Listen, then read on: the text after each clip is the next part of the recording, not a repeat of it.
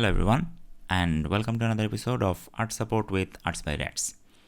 আমার এটা একটা উইকলি শো টাইপের করার চেষ্টা করতেছি, যেখানে আমি আকান্তিসে পোস্ট করা বিভিন্ন ছবিতে আমার পার্সোনাল ক্রিটিক বা ফিডব্যাক যেটাই বলেন সেটা দেওয়ার চেষ্টা করি, টোটালি আমার নিজের ভিউ পয়েন্ট থেকে। সেটাকে একদম বারবার যেটা বলি যে এটাকে অ্যাবসোলিউট ফিডব্যাক বা অ্যাবসোলিউট কারেকশন হিসেবে চিন্তা করার কোনো কারণ নেই, বাট আমার পার্সোনাল ভিউ পয়েন্ট থেকে বলা যেতে পারে যে আমি কীভাবে ছবিটা বা ওই আর্টওয়ার্কটা করতাম সেটার একটা আইডিয়া শেয়ারিং। তো আমি আকান্তিসে এটা গতকাল পোস্ট দেওয়ার পর ওখানে আসলে অনেকে কমেন্ট করেছেন, অনেকগুলো ছবি এসেছে আমার কাছে, সবাইকে অনেক থ্যাঙ্কস সাবমিট করার জন্য। তবে সময় স্বল্পতার কারণে আজকে হয়তো সবগুলো আমার রিভিউ করা সম্ভব হবে না, তবে আমি ছবিগুলো সেভ করে রেখে দিছি এবং আশা করি আগামী এপিসোডগুলোতে এগুলোকে আবার ফিচার করে নতুন নতুন মানে কন্টেন্টের মধ্যে নেওয়ার চেষ্টা করব। আজকে যে চারজনের আর্টওয়ার্ক নিয়ে আমি এই ভিডিওটা তৈরি করলাম সেটা হচ্ছে, একজন হচ্ছেন তানভীর ইশতিয়াক, কাজী তাবাসসুম, তাহসিন নূর এবং জ্যাকো বড়ুয়া। তো প্রথমে এটা দিয়ে শুরু করি। তানভীর ইশতিয়াক, ওনার ছবিটা বেশ ইন্টারেস্টিং। এখন ছবিতে অবশ্যই কিছু ড্রয়িং অ্যানাটমির ইমপ্রুভমেন্টের দরকার আছে, এবং ছবিটার অনেক জায়গায় মনে হচ্ছে যে ইঙ্কিংগুলো যখন করা হয়েছে নিচে ক্লিয়ার পেন্সিলিং ছিল না, একটু আগেই ইঙ্কিংয়ের কাজ শুরু করা হয়েছে, এই জন্য এখানে যেমন কিছু জায়গায় কনফিউজিং লাইন রয়ে গেছে, যে এই কনফিউজিং লাইনগুলো থাকতো না যদি কিনা পেন্সিলিংটা আরেকটু ক্লিয়ারলি টাইম নিয়ে ফর্মগুলো ডিফাইন করে করা যেত। এই জিনিসটা আরেকটু পরে আরেকটা কী বলে রিভিউর মধ্যে দেখাবো। তবে আমার এখানে যে জিনিসটা একটা প্রবলেম মনে হয়েছে সেটা হচ্ছে এই ব্লু লাইটটা। একটা ব্লু লাইট আমি দেখতেছি যে রিম লাইট হিসেবে ব্লু লাইট দেওয়া হয়েছে, কিন্তু লাইটের ডিরেকশানটা ঠিক নেই। লাইটটা আমি দেখাই, এদিক থেকে আসতেছে আবার এদিক থেকেও আসতেছে, এখানেও লাইটটা আসতেছে, আবার আমি দেখতেছি যে এখানে লাইটটা আছে, কিন্তু লাইটটা যদি পেছনে থাকে তাহলে কিন্তু পিছনে লাইটটা দেখতে পাওয়ার কথা। পিছনে আমি দেখতেছি একটা হলুদ লাইট, যেই হলুদ লাইটের সাজেশন খালি মুখের এখানে আছে একটু, কিন্তু সেই লাইটটা কিন্তু এই পাশ দিয়েও থাকার কথা, এবং রিম লাইট হিসেবে যদি পিছন থেকে একটা লাইট দেওয়াও হয় সেটা আমার এই জায়গাগুলি কিন্তু কভার করার কথা যদি এখানে লাইটটা পড়ে। এনিওয়ে এই ডিসিশনগুলো আমার মনে হচ্ছে যে একটু ফিক্স করার জায়গা ছিল, তাই আমি প্রথমে যেটা করলাম লাইট সেট আপ হিসেবে এই হলুদ লাইটটা যেটা ব্যাকগ্রাউন্ডে আছে সেটাকেই আমি দিয়ে দিলাম যে স্ট্রং একটা লাইট। দেন আমার কাছে মনে হচ্ছিলো যে ওভারঅল ছবির ভ্যালুটা আরেকটু ডার্কার হওয়া উচিত, যেহেতু একটা ব্রাইটলি লিট ব্যাকগ্রাউন্ডের এগেনস্টেও দাঁড়িয়ে আছে, তাই আমি ছবির ভ্যালুটা একটু ডার্ক করে দিলাম, এবং ওখান থেকে মানে আমার শেপগুলিকে পপ করানোর জন্য আমি একটা ফিল লাইট হিসেবে ব্লু লাইট দিলাম, যেটা আমি ধরে নিচ্ছি উপরের একটা ডিরেকশান থেকে আসতেছে। ওই লাইটটাই আমার ফর্মের এই হাইলাইট বা এই অংশগুলিকে ডিফাইন করতেছে। যাই হোক, এটা ছিল আমার আসলে নিজের ফিডব্যাক, মানে নিজের অবজারভেশন বলা যায়, যে আমি এইভাবে লাইটের সেট আপটা চুজ করলাম। টোটালি ডিফারেন্ট লাইট সেট আপেও জিনিসটা করা যেত, যে এটা টোটালি ডিপেন্ড করে যে আপনি আপনার ছবিটাকে কীভাবে স্টেজ করছেন, মানে কোন দিকে লাইটগুলো ধরবেন, কি লাইট, ফিল লাইট বা রিম লাইট যেটাই দেন, এইগুলিকে একটু প্ল্যান করা, দেন আমার ফর্ম বুঝে বুঝে লাইটগুলো ফেলা।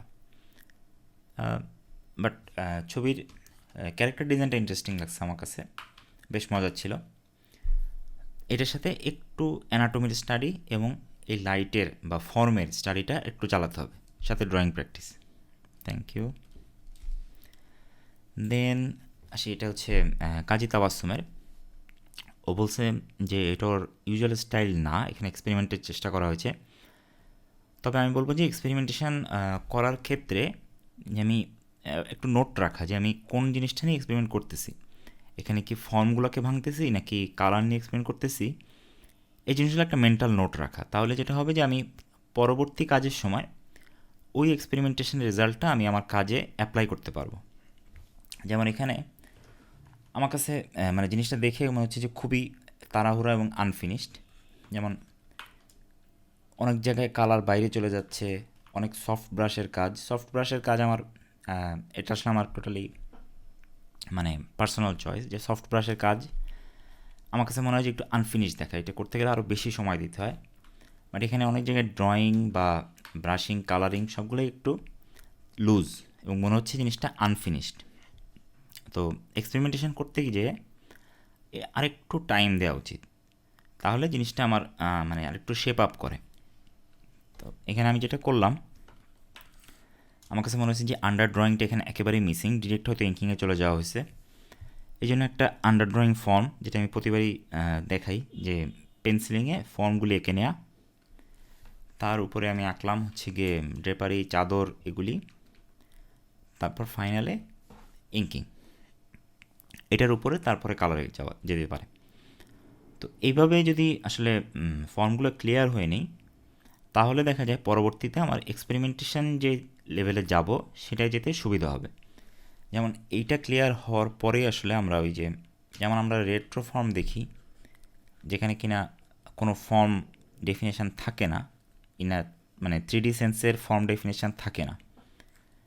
তো এই কিন্তু এই জিনিসগুলোর ক্ষেত্রেও কিন্তু প্রথমে আমাকে এই ফর্মের স্টাডি খুব ভালোভাবে করে দেন এই ধরনের এক্সপেরিমেন্টেশনে যাওয়া যেতে পারে, তার আগে না, যাতে মানে কি বলে, তখন এক্সপেরিমেন্টেশনটা মোর কনফিডেন্টলি হয়, যে আমি জানি ইচ্ছা করে আমি ফর্মগুলো ব্রেক করতেছি বা ফর্মগুলোকে ফলো করতেছি না ইচ্ছা করে, তখন এটা ডেলিবারেট হয়ে যাবে আপনার ডিজাইন সেন্সটা থেকে।